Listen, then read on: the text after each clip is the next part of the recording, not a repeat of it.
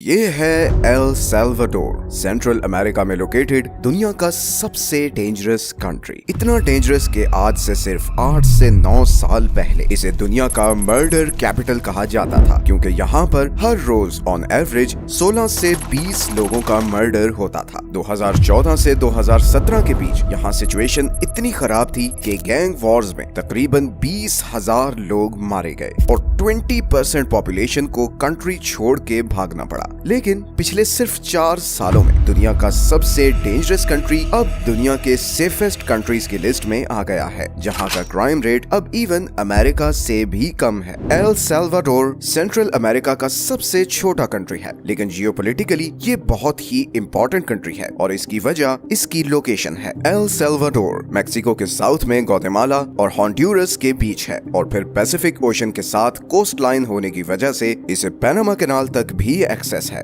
मतलब यहाँ अगर गवर्नमेंट डिस्टेबलाइज होती है तो यहाँ के गैंग्स दुनिया के एक बहुत बड़े trading choke point Panama canal को भी डैमेज कर सकते हैं और इसीलिए अमेरिका का हमेशा से एल सैल्वाडोर में बहुत इंटरेस्ट रहा है। इन दोनों कंट्रीज के बीच रिलेशन इतने क्लोज हैं कि 2003 में जब अमेरिका ने इराक पर अटैक किया तो एल सैल्वाडोर लैटिन अमेरिका का वो अकेला कंट्री था जिसने अमेरिका की कोएलिशन फोर्सेस ज्वाइन की। इसके अलावा एल सैल्वाडोर के सारे एयरपोर्ट्स अमेरिकन मिलिट्री किसी भी वक्त यूज कर सकती है और ज्यादातर अमेरिकन मिलिट्री ये एयरपोर्ट एंटी नारकोटिक्स मिशंस के लिए यूज करती है। आज अगर आप एल सैल्वाडोर में जाएं तो वहाँ की खूबसूरती और पीस देखकर सोच भी नहीं सकेंगे कि कुछ साल पहले ये कंट्री बदतरीन वायलेंस का शिकार था और इस वायलेंस का ताल्लुक एल सैल्वाडोर की हिस्ट्री के साथ साथ एक ऐसी चीज से भी है जिसे हम में से बहुत से लोग रोज सुबह पीते हैं और वो है कॉफी। 19th सेंचुरी के शुरू में एल सैल्वाडोर की कॉफी इंडस्ट्री बूम पर थी। उस वक्त एल सैल्वाडोर स्पेनिश एम्पायर के कंट्रोल में था और ये कॉफी इंडस्ट्री उसके जीडीपी का 95% बनती थी। मगर एक बहुत बड़ा प्रॉब्लम ये था कि एल सैल्वाडोर की 77% एग्रीकल्चरल जमीन 1% लोगों के कंट्रोल में थी, जिसकी वजह से इनकम इनइक्वालिटी बहुत ज्यादा थी। पूरे एल सैल्वाडोर को सिर्फ 14 फैमिलीज कंट्रोल कर रही थी जो सिर्फ अपने फायदे के लिए सारे लॉज बनाती थी।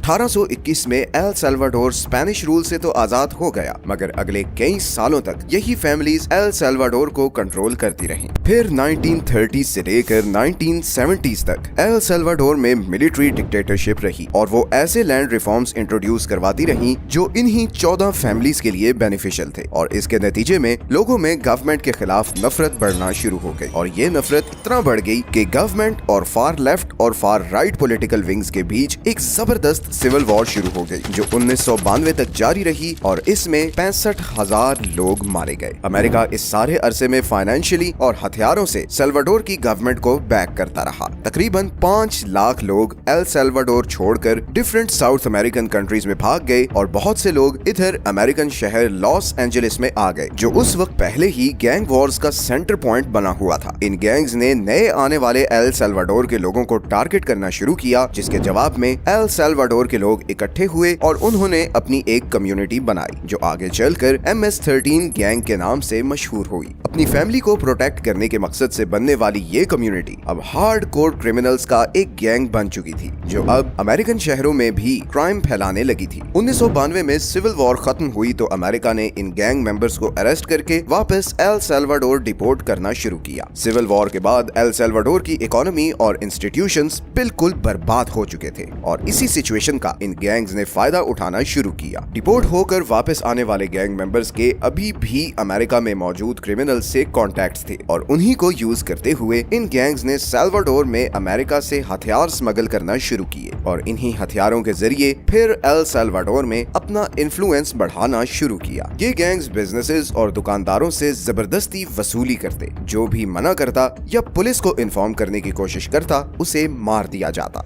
ईयर 2000 से 2011 के बीच सैल्वाडोर पूरी तरह गैंग्स के कंट्रोल में चला गया था। गवर्नमेंट बिल्कुल बेबस थी और आम लोगों में बहुत खौफ फैल चुका था। एल सैल्वाडोर के जेल इन गैंग मेंबर्स से भर चुके थे, बट फिर भी कोई फर्क नहीं पड़ा था, बल्कि हालात मजीद खराब होते जा रहे थे। लोग अपने बच्चों को किडनैप होने के डर से स्कूल भेजने से भी डरते थे। एल सैल्वाडोर के लोग लीगल और इलीगल तरीके से अमेरिका जाने की कोशिश कर रहे थे और इतने ज्यादा इमिग्रेंट्स फंड्स का फ्लो देखकर अमेरिकन एडमिनिस्ट्रेशन भी परेशान हो गई और उसने साल्वाडोर की गवर्नमेंट को मैसेज भेजा कि वो इन गैंग्स के खिलाफ स्ट्रिक्ट एक्शन लेना शुरू करे। लेकिन ऐसा लगता था कि साल्वाडोर की गवर्नमेंट भी इन गैंग्स से डरती थी। 2015 में साल्वाडोर की गवर्नमेंट ने लॉ पास किया जिसमें गैंग्स को टेररिस्ट ग्रुप डिक्लेयर किया गया और इवन मामूली क्राइम करने वाले गैंग मेंबर्स के लिए भी 60 साल तक की सजा अनाउंस की गई। मगर फिर भी क्राइम रेट पर कोई फर्क नहीं पड़ा। गवर्नमेंट ने इवन इन गैंग्स से नेगोशिएट करने की कोशिश भी की मगर सब टैक्टिक्स नाकाम हो चुके थे। लोगों में गवर्नमेंट के खिलाफ बहुत गुस्सा था। ऐसे में 2019 में एक young social media political activist लोगों में बहुत मशहूर होने लगा। उसका नाम था नायब बुकेले। नायब एल साल्वाडोर के कैपिटल सैन साल्वाडोर का मेयर था और वो साल्वाडोर में खराब होती लॉ एंड ऑर्डर सिचुएशन पर बहुत खुलकर बोलता था और गवर्नमेंट को सॉफ्ट अप्रोच रखने पर बहुत क्रिटिसाइज करता। उसके नजदीक एल साल्वाडोर के क्राइम रेट को नीचे लाने का एक ही तरीका था कि गवर्नमेंट की गैंग्स के मुतालिक जीरो टॉलरेंस पॉलिसी हो।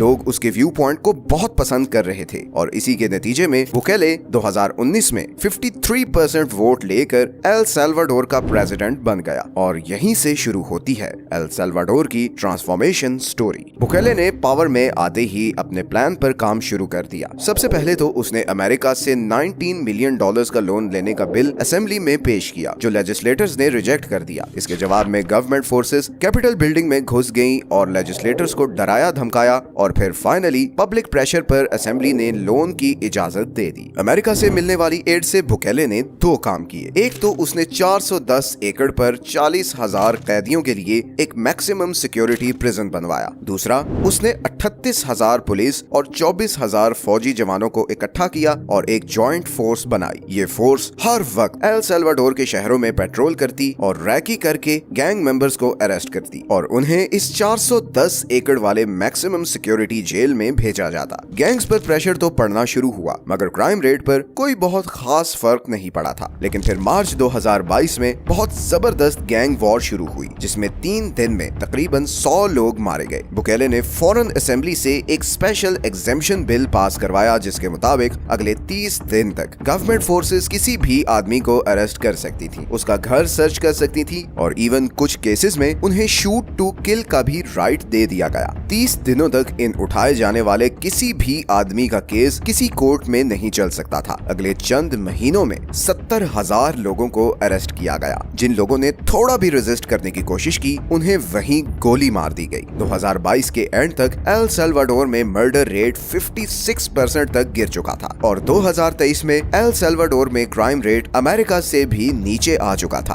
आज एल साल्वाडोर के लोग आजादी से मार्केट्स में घूम रहे हैं। बिजनेसेस और दुकानदारों को धमकाने वाला या उनसे वसूली करने वाला कोई नहीं है और इस सब का क्रेडिट जाता है नायब बुकेले को जिसकी अप्रूवल रेटिंग सिर्फ 2 सालों में 90% क्रॉस कर चुकी है। लैटिन अमेरिका के बहुत से लीडर्स अब क्राइम रेट को कंट्रोल करने के लिए बुकेले जैसी पॉलिसीज अडॉप्ट करने का सोच रहे हैं। लेकिन बहुत से एनालिस्ट के ख्याल में क्राइम रेट को खत्म करने की एल साल्वाडोर को बहुत भारी कीमत अदा करनी पड़ी है और वो कीमत है कि बुकेले के पास अब अनक्वेश्चनेबल पावर आ चुकी है। 30 दिन के लिए जो स्पेशल एग्जीक्यूटिव लॉ पास किया गया था वो 22 दफा एक्सटेंड किया गया है और आज की डेट तक वो एक्टिव है जिसकी वजह से आज एल साल्वाडोर की 2% आबादी जेल में है और अभी तक उनका कोई ट्रायल शुरू नहीं हुआ। लोकल जर्नलिस्ट्स के मुताबिक इन अरेस्ट होने वालों में बहुत से इनोसेंट लोग भी हैं जिनकी फैमिली को ये भी नहीं पता कि वो कौन सी जेल में है या जिंदा भी हैं या नहीं। ये मीजिया है जिसकी बेटी को 1.5 साल से फोर्सेस ने उठाया हुआ है और अभी तक उसे ये भी नहीं पता कि वो कौन सी जेल में है। इस जैसे हजारों और केसेस हैं जिससे पता लगता है कि ये लॉ बहुत से लोगों के लिए बहुत भयानक साबित हो रहा है। जनवरी 2022 में बुकेले की फोर्सेस ने उसकी गवर्नमेंट के खिलाफ करप्शन चार्जेस की इन्वेस्टिगेशन करने वाले प्रोसिक्यूटर्स के ऑफिसेस पर रेड की और उन्हें इतना डराया कि 4 इन्वेस्टिगेटर्स एल साल्वाडोर छोड़कर भाग गए और ये सारे केसेस दब गए। एक तरफ तो नो डाउट बुकेले ने